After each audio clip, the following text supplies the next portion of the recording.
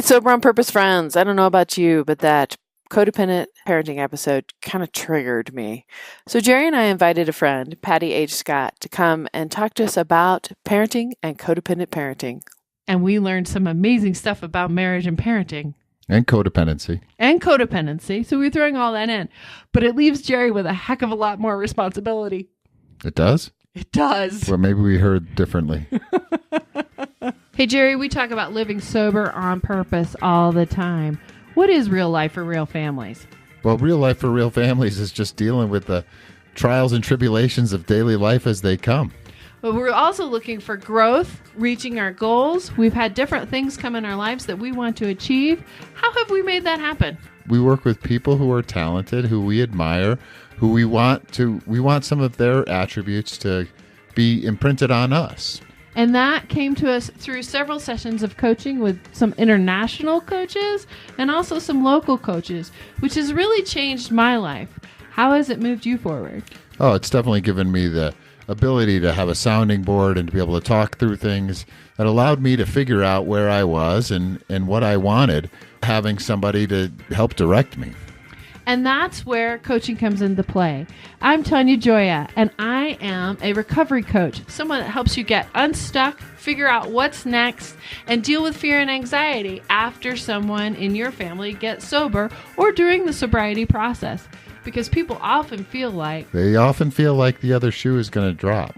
And that really is a hard, stuck place. You don't feel like you can move forward with your dreams, with your goals, because you're constantly watching and waiting for something to happen. How about making a change in your life and looking forward? And to learn more about me, hop onto thejoyousfamily.com, The Joyous Family Facebook group, or The Joyous Family Instagram. And I'd love to do a discovery call with you. Just about 15 minutes of your time to see if coaching is right for you. Thank you so much, and I look forward to hearing from you. Hello, we are here on the Sober on Purpose podcast. Jerry, of course, my handsome husband and co-host, and I'm Tanya, and we are joined by Patty Scott. You want to say hello, Patty? Hi, everybody. Patty has been a friend of mine for a little while. We are fellow bloggers. She is also a writer. She has written 3 books at this point, and I expect so much more from you on that. She is also somebody who grew up just down the street from me in St. Louis, but we never knew each other. That's how big St. Louis is. What high school did you go to? I went to Parkway Central. And I went to Parkway South. And we maybe even crossed paths at some point, but had no idea at that time who the other one was. She now lives in California and has 2 sons and also a handsome husband who was both a surfer and a skater. I don't think we could call you a motorcycle rider, right? Yeah, among other things. And she also does speaking. And it was during the dating relationship that you trusted your life to Jesus, which is kind of an interesting time to do that, right? Yes, it was fascinating times. So it didn't come along right at the same time either. Oh, 3 books that she's written are Parenting Your Teen Through Chaos and Crisis. Love that title. Slow Down Mama, Intentional Living in a Harried World, and Slow Down Mama, the 31 Days to Help You Slow and Savor. And you've got, tell us about your YouTube, Facebook, and the mega blog thing that's going on. Oh, well, before that, tell everybody who's listening where they can get your books. Okay, yeah, my books are on Amazon, so you can look under Patty H. Scott as the author or any of the titles, and you'll find them on Amazon. So, or you can go to pattyhscott.com, and I have links there. So she has a beautiful website, really easy to use. The content is fantastic. It calms me down a lot when I'm feeling just frantic. And then the other part is, tell them about your Facebook group. You have a really nice, supportive community going on there. I love our Facebook group. It's called the Encouraging Motherhood Community, and I do a live there every Monday for 5 minutes. And we do a share thread where we encourage one another, and just the moms in there are super, super encouraging. So it's a great group. This is great. I'm going to run the podcast solo here for a minute. My first time ever. I'm pretty excited about that. We are live. We don't let him do it by himself. So we apologize for those of you who are watching the video. I may be able to cut it out, but we're at my parents' house, and they actually have a hook into the wall phone. So we've turned off all of our cell phones, but they have a hook in the wall phone that I forgot to turn off. You know what it reminds me of is when when my oldest was probably, I don't know, 6, I think, and he walked up to the TV screen the first time and was pushing on it and swiping left and right, trying to get it to change channel. He's like, so we're at their house, and he's trying to swipe the TV screen to get it to change channels. Well, their TV doesn't do that, so it's just impossible. I think that might have been, very early on in that kind of touchscreen technology. Watching him try and do that was really, really dates you. So, Patty, I'm totally mortified. I thought I had everything taken care of, but such is life, right? We're trying to raise kids and all of that. And the other thing, YouTube channel too. I didn't say I have a YouTube channel, and it is it just started out of the blue. I thought I wanted to encourage the moms in the Encouraging Motherhood community on Facebook to know one another better. So I thought, well, I'll just start interviewing the moms and put those up every so often. I thought I'll do that, and I'll post interview just as a post with a picture of the mom. And I thought, well, that's kind of lame. I could videotape it. And then as I started thinking about, I have this YouTube channel that I barely used, and I could put interviews up there, and the whole thing just sort of, you know how that goes, you have a little idea and next thing it's huge. And then I started thinking, real conversations with real moms. Every mom has a superpower. I feel like every mom has a strength. And some moms are super fun, some are super organized, some are really encouraging, some are able to handle all the emotions. We just each have a strength. And I wanted to draw out that strength rather than competing with one another. We can just celebrate one another and learn from one another. So I have those conversations, and then I have our Monday motherhood moments from the group that I convert into little videos and put up there too. So it's a great place to get encouragement as a mom. And the Monday motherhood group is really nice. It's really, you put up a short video. It's always got some scripture to it. It's always got something encouraging. And you don't have to be there on Monday. It will stay up, and you can come see it later. And now you can see it on your YouTube channel, which is the same name, Patty H. Scott. It's Encouraging Motherhood Community, but it's under Patty H. Scott. So if you look for either. If I get 100 subscribers, I can actually rename it. Right now it's got some random, we'll put it in the show notes, but it's got a bunch of random characters as the name of the channel. That means you need to subscribe. Yeah, I was going to say, are men welcome to subscribe to that channel as well? Oh, yes. Absolutely. Okay. I actually have a few man subscribers already. Now, one thing I didn't mention is you have a master's in marriage and family therapy. And I always forget that, but it's one of the reasons why you're so talented at what you do. Not only do you have the life experience, you've got the education experience. Tell us a little bit about your family and the things that you've worked through. Yeah, so my husband and I met in our 20s. And I had been through already at that young age a lot of really not good choices of relationships. And then we met in 12-step recovery program on the beach in California. And he was the surfer and, whatever. We were friends, actually. We weren't dating. He actually was going out with one of my friends a little bit. And then he told her he didn't want to date her because he's looking for his wife. And I was like, wow, this guy's he knows what he wants. But we were friends. And then we ended up going out to dinner, and the two of us were just together at a table. Friends were supposed to meet us. They didn't show up. So we were on our first date by default. We didn't actually ask each other out. And we really liked each other. And so it's kind of history from there. And then we got married later and had our first child 4 years after we were married, our son, who's now 17. And then we had another child 7 years later. I had challenges getting pregnant. So we had big space between our two boys. So we have now a 17-year-old and a 10-year-old. Awesome. Was there any 13th step involved in your recovery process? Yeah, absolutely. Yeah. No, we basically both have, we both have 30, I have 32 years. He just had 32. Is that right? I'm coming up on 32 years. He's got 32 years as of last month, and then I have 32 years coming up. So awesome. So 3 months more sober than I am. Awesome. It doesn't matter so much when you get that far advanced. It's impressive that how many years you're sober. It's probably you're pretty good. It's really impressive. Right? You must have gone sober when you were 6 or so. No, I was 20. I never drank legally. So. there you go. That's the way to do it. So one of the reasons that I invited Patty is we did codependent parents episode. And it really triggered me because I am the card-carrying codependent, and I do some pretty ugly things around anger and control.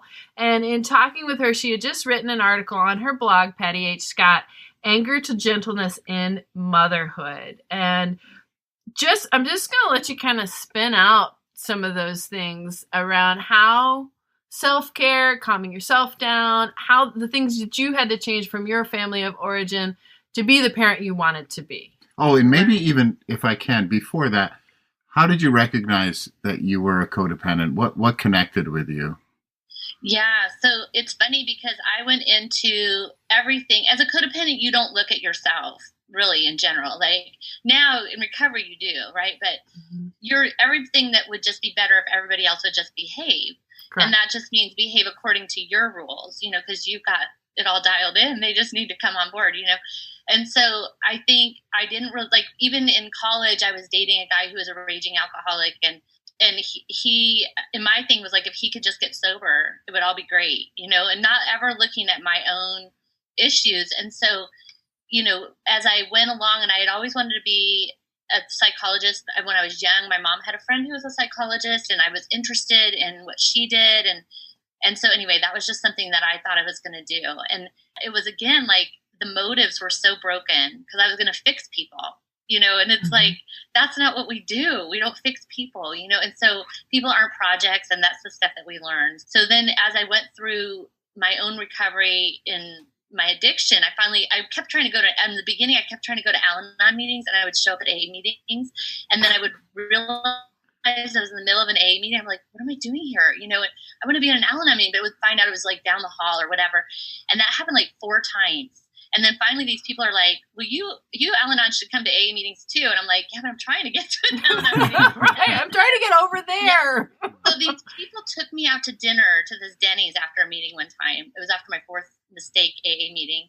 And they started asking me about my drinking. And I'm like, no, I'm here because I have a boyfriend who drinks too much.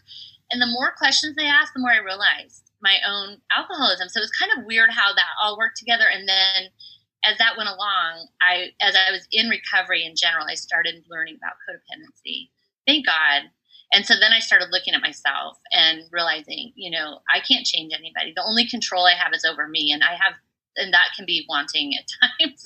Self-control is, and then I have choice over what I'm going to do or what I'm not going to do. And so that has been knowledge that I gained in my 20s and have learned to live out over 32 years. It just takes time for us to really, because you work it out maybe in your marriage or your friendships, your work relationships, then you have kids, and it's a whole other level, because not that you love them more than you love your husband or anything like that. It's just a different quality of love. It's not a different quantity. It's just, you would die for your children. And so you have so much invested in them being a certain way. And that rekindles all those ugly old codependent motives. And we have to go through it all over again, the healing of our own. That poem you read by Khalil Gibran last episode or whatever, that's it. Like, we have to become the steady bow. Yes. So that they can fly forward to where they're going. And they're not going the same direction we're going. They're different. They're different than we are. Well, and that, I think that's the experience we both had when they laid that first baby in our arms was, I will kill anybody in this room who comes to harm this child. And we are at the stage that you've already walked through with one of that letting go process. He's going to turn 14 in April. And we're kind of wondering what we let go of and what we hang on to and where we set life's consequences. And I would be really interested in how that codependency kicked up with you with kids and how you solve, because in reading the article, you come from a background of anger and yelling and display. And how did you work through some of that? Because you've already got one out of the house, right? No, he's still here. He's on his way. He's like at the edge of the nest, just going like, just rocking back and forth. He will fly one day, but yeah, it's one of those, will he fly or will he fall? They get right to the edge and you just are hoping. He's an awesome person, but just, has his own path to go. But I came from a family where my dad was very prone to rage. So he had 2 emotions. I always said happy and angry. Those are the 2. He was either happy or he's angry. And my mom was one that was more just like very perfectionistic and And then she would just yell a lot. So there was just a lot of uncontrolled people who didn't know how to control themselves when they were angry or frustrated or upset. Like there's a spectrum of anger that goes from just being upset to frustrated, annoyed. You get into this, and then you're at the point of irate and raging. And it goes up. And when you're a stuffer, it looks different than that, because that's also another form of expressing or non-expressing your anger, holding it in. And when I did a talk the other week, I had a can of worm, those can of snakes that you step in and then you pop. That's the kind of anger some people have, where it steps in the snake and it looks real pretty on the outside. That's not true. I'm like a leaker. And so then it springs, right? All of a sudden it's like, boosh, all this stuff I've been holding in, now you're going to see it all. And then there are those who just try to put all the anger to bed. I don't have any anger. I'm not an angry type of person.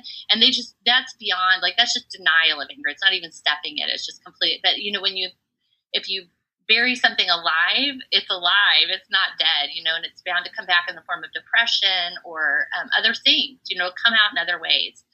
So I did a lot of studying about anger, but the really thing was that when my 2-year-old, he was like 2, our firstborn, and he was really testing limits. He's a very strong-willed person. So he would test limits, and then I didn't like that. I wanted him to take his nap when I said, or do whatever, I wanted. And so at times I was very gracious, giving him choices and the things we learned to do, because I had studied a lot, not wanting to repeat the errors of what had been done to us. So my husband and me, at times I would just lose it, and that really concerned me. So then I had a friend who took my kids so that I could go work with my mentor, and we just unearthed a lot of old steps so that I could get through that and heal. And I think that's essential. We have to get to what's under the anger. And you made a conscious choice, because where do we learn to parent? We learn to parent from our parents.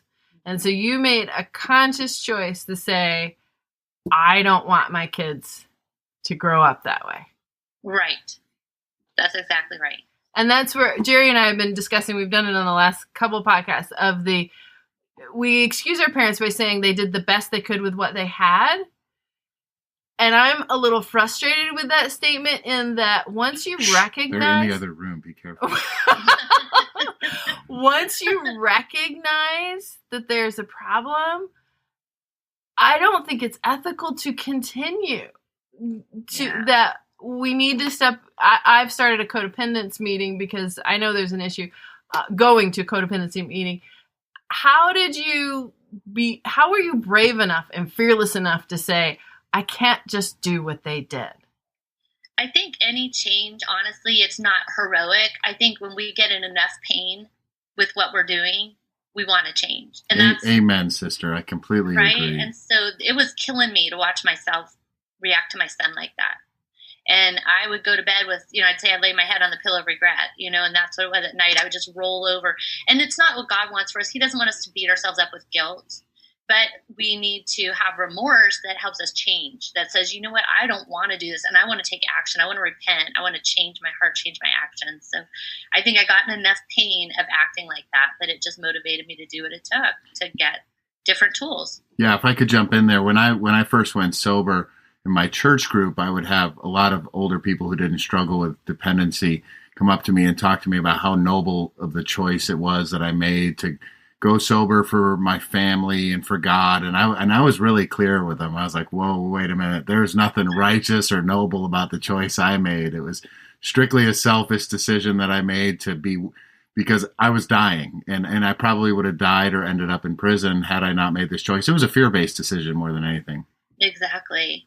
Yeah, it's just enough pain motivates us. And, so in that sense, though, it does take courage, like you're saying, though, Tanya, that because once we decide to change, there's that process that's never comfortable of looking at ourselves and trying on new behaviors and falling back down. And, so it's not easy. And so that part is courageous along the line. But I think the motivation is usually just like, I can't take this anymore. I got to stop. Sure. And you said he was a strong-willed little guy. And we have one of those, so we certainly understand. Yes. And you said you did have a friend who was able to watch him so that you could go to your mentor. Tell me more about this relationship. How did you set that up? What did it look like? Oh, yes. My sweet friend Amy is amazing. And she is just a dear friend. And so I told her, I'm struggling with anger in my motherhood. And I have, we all need friends like that we can, I hope if you don't have a friend like that, I hope whoever's listening, it doesn't come just like no truck is going to stop in front of your house and drop off a good friend. You have to cultivate friendships. Why not? Right?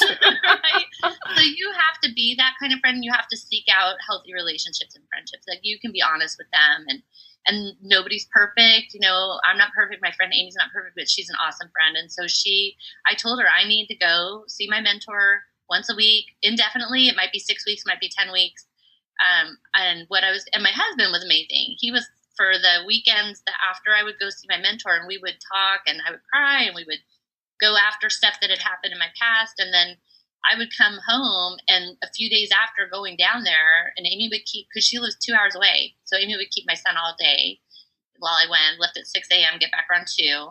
And then I would have him the rest of the day. And then when I would go that weekend, my husband would take my son to the park so I could sit and write and process, journal, and do whatever homework my mentor had given me to bring back the next week. So it was a lot of work.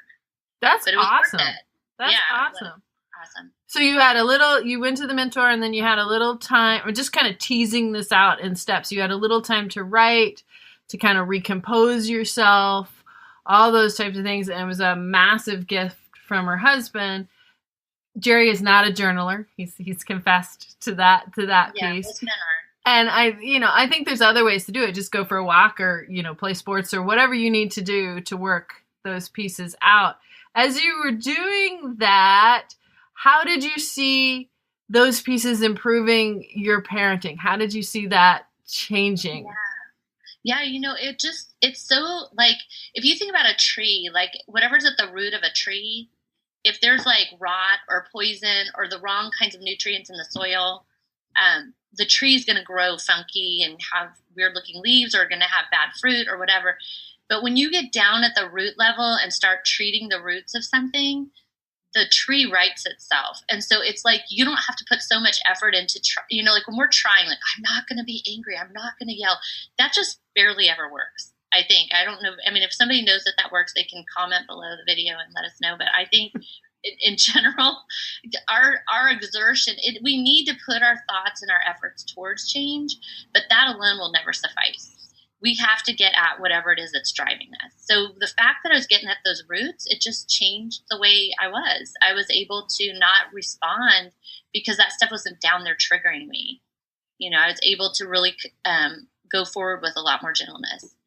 And I think even just having that support, this combination, Amy and John supporting me, was just huge. Like, I felt supported and changed. So that was a big deal too. Right. And we've talked about the importance in the last episode of having community, and you're talking about a community of two. It wasn't like you needed to go out and get a whole army, and it didn't sound like you spent hundreds of thousands of dollars on a couch in psychotherapy, that this was something that God you sought, but God also brought to you. Were there scriptures and things that you hung on to during that time? Was there something you plastered in front of you? Or we really need to put it on the kids' t-shirt, right? So that we behave ourselves. Well, here's what's so funny, and I think I wrote about it in that article, if not in another one, but around that time, a little bit later, my son brought home the shell he was in a little like preschool, like a couple days a week, just like a mom's day out kind of thing. And he brought home the shell, and it was like this big, and it had a piece of paper, and he painted it. And inside the piece of paper that was glued inside said, "Let your gentleness be evident to all, for the Lord is near." Wow. And I was like, why would they have a preschooler do this verse? Like, it's not a preschooler verse, And it was like, for me, like God sent through this preschool to me a verse to hang on to. And what that meant to me was like, I can be gentle. It can become evident to all that I'm gentle. Like, wow, what a promise. And why? Because the Lord is near. Because I know God is near. And when you think about what do we do in our anger, we try to control. Anger is a protection. So we get angry because we feel threatened. Or we're responding to an old pain or something. We're afraid it's going to get re-injured. And so when you feel the Lord is near, you're protected. And so it kind of diffuses that sense that you have to control everything. You have to protect yourself. The Lord's near. He's in control. He's protecting you. And so that was just a verse that I totally hung on to through this. Even today, it's still a verse I hang on to for anger. That's awesome. As your family grew, so you get another one later on, and you get into the same situation that I'm in with 3 males and 1 female. Yep, live in the boys' locker room. How did that work with you and your spouse, and then the next child, not extra child, but the next child? Had you worked those things out, or did that kind of re-inflame some things of I can't manage everybody all the time? Yeah, I mean, my older son got into more testing because he got older, so he's always been the one that tests the limits more.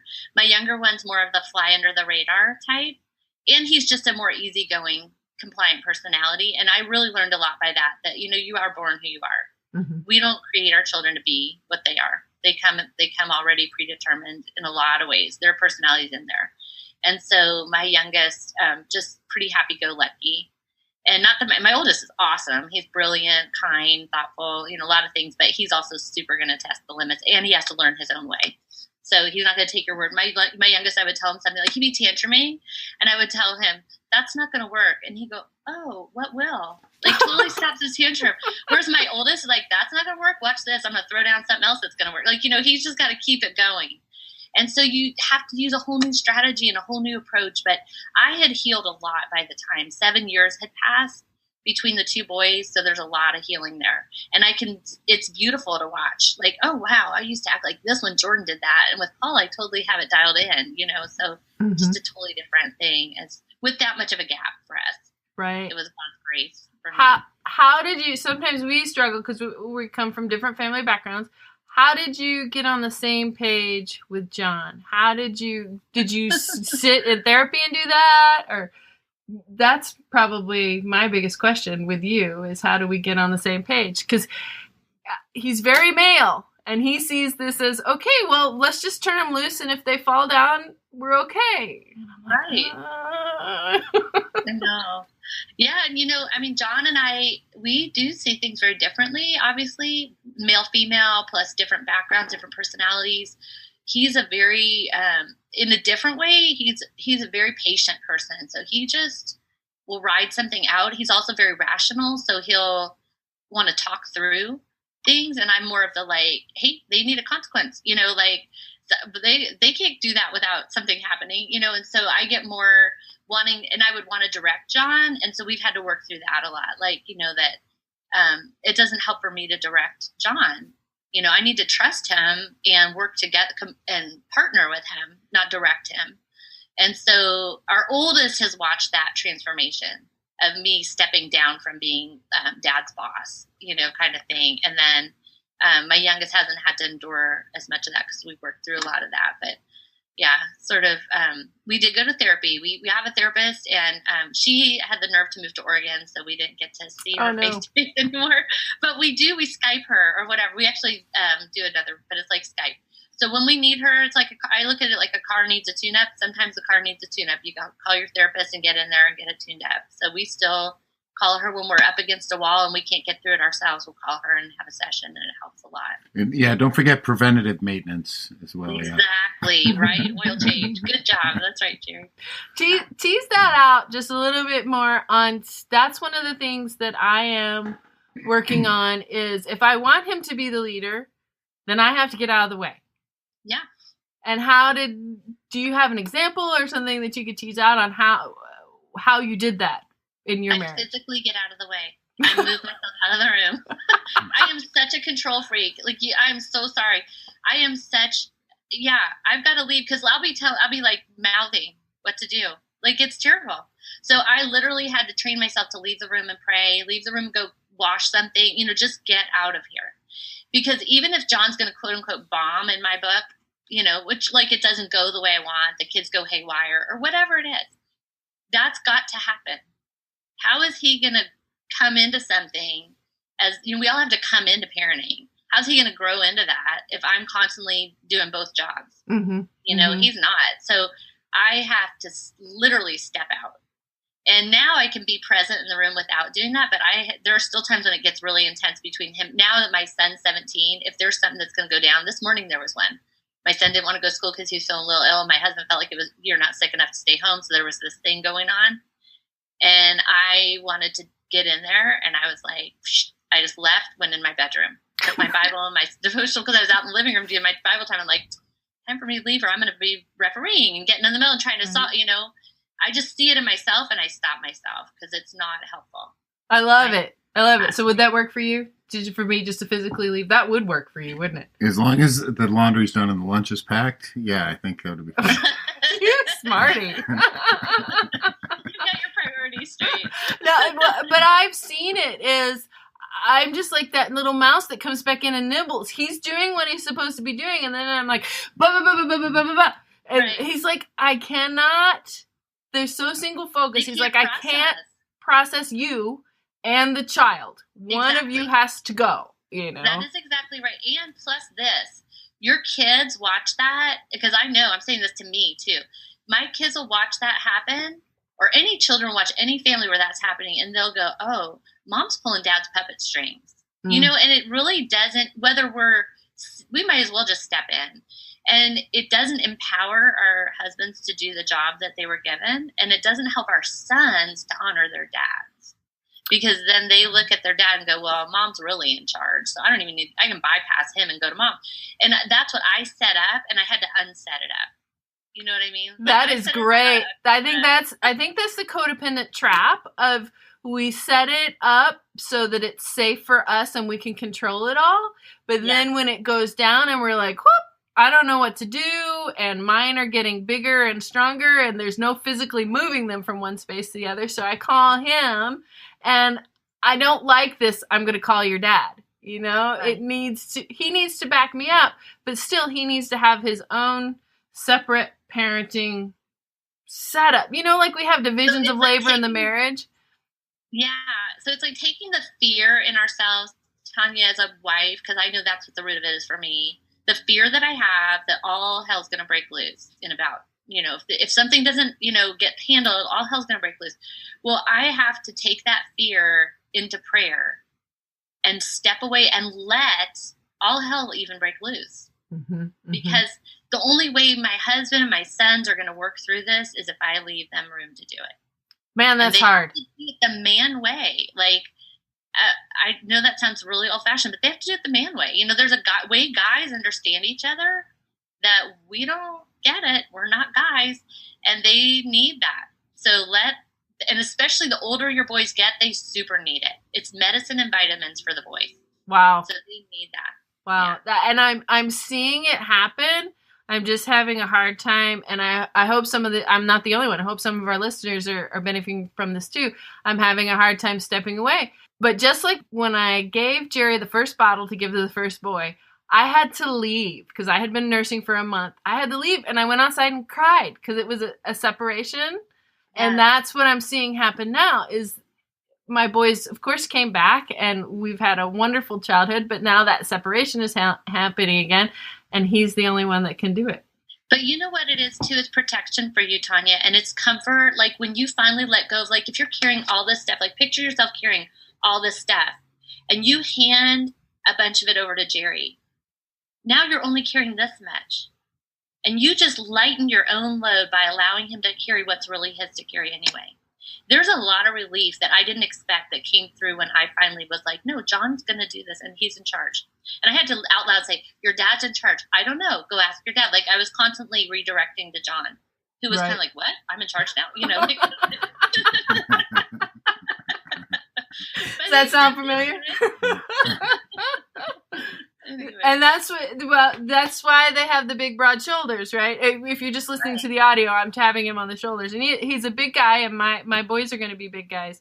I kind of want to bring this to full head in that you said fear. Can you kind of close us out with how fear really taps into the anger and how that gets displayed in how you're parenting? Something about that too, because you know, right, Jerry? Right in the big book, it says our lives are riddled with it. Right? They're shot through. Yeah, 1,000 forms of fear and what is it? What's fear and something else? Something. I don't know. Self-centeredness. Maybe I don't remember. But it's 1,000 forms of fear and delusion. I think. Yes. So this stuff just runs us, you know, and it's personal to each person depending on what we've been through, what scares us. But I think our fears drive us, and we have to be and one of the books I'm going to write next is Fear Not Mama, because I wrote Slow Down Mama. I'm going to write Fear Not Mama. And it's about that, like how fear directs our parenting. And it's one of the most poisonous things that can infiltrate our parenthood. So we need to be sniffing it out, aware of it. And then when we find it, we need to hand it over to God and exchange us for that peace that he wants to give us, that we can trust him. Implicitly, we can trust him, and we can trust the husband he gave us, that he's going to work through that person, too. When we step back and give room, God's going to grow everybody. The whole family. The whole family. Yeah. Thank you so much for talking with us today. I always feel better when I talk to you, but I always learn so much. I'm going to go back and listen to it again. I just want to really point out for all our listeners that Patty is on Patty H. Scott is her website. And as I said, she has 3 books, one particularly on teenagers and the other couple on mamas and slowing down and enjoying your time and being the adult in the relationship instead of 2 teenagers in the relationship. Plus, she has a YouTube channel and a Facebook group. All of that can be found under Patty H. Scott. And Patty, we just really appreciate your knowledge. And like you had the mentor, I love it that you're walking ahead of us. You've already been through some things. And I understand that you've added some coaching to your practice. Do you want to talk about that? Yes, I do coaching with moms, and it's so fun. Most of it has been right now time management. Moms who feel like they're not getting time for certain things will call me, and I'll work a session or 2 with them just to help them look at what's missing, what order they want to add to their week. And I work with people based on their personality. So if you're a totally scattered person, we can help you get organized. If you're, too perfectionistic and that kind of thing. But I work on all kinds of stuff. And it's so much fun. I love helping people identify where they're stuck and move to the next space. So yeah, that's been really cool. So, and when you hop on our website, you'll see all of those things available. You got anything to add? No, I guess I would just ask one more thing, Patty, before we let you go here. I know your time is valuable. What would you say to somebody who's contemplating whether they may or may not be this codependent parent or just codependent person? Right. I think the number one way to know is your life wrapped up in trying to control and change the people around you? Or are you focusing on where control and change happens with you? I think that's the biggest probably question to ask yourself. Yeah. Great. And there's so many resources out there. And if they want to talk to you, they can sign up on your coaching forum. You do an exploratory call too? All right. A discovery call. Super. Yeah. All right. Well, thanks again. Thanks for joining us, Patty. Thanks for your time. Thank you. Where are you going? I'm leaving. I'm leaving you to parent. Wait a minute. I don't know how to do that.